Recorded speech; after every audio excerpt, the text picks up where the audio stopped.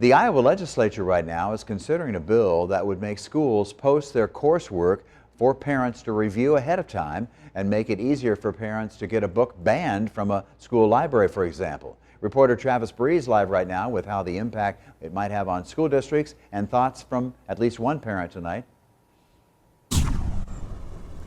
That's right, Ron. I talked to one parent who says she's against this bill for the feeling that in her house, she says if they see something that they learned at school that the parent might have a different viewpoint on, it's a chance for a conversation and not a chance to kind of end the topic. Republican lawmakers say that this is about parents' rights, and they say that it will also increase access to materials.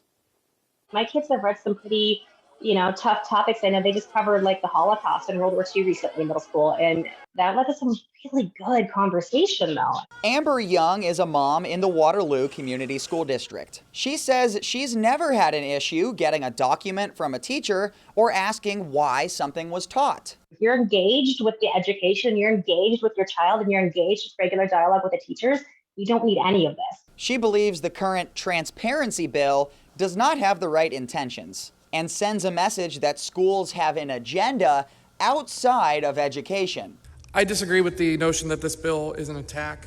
I believe it's establishing best practice for students and parents to be able to access materials outside of the school day. The Bipartisan Legislative Services Agency says complying with this bill could take teachers out of the classroom, costing the state millions to pay substitutes. Some kids you have to go back and provide additional support for. So it was that component of the initial bill that we were very concerned about. While supporters say it will increase parent engagement, Young believes it is unneeded stress on schools. I think it's putting extra strain on teachers who are already not paid enough and already don't have enough resources and making them do more work that isn't necessary.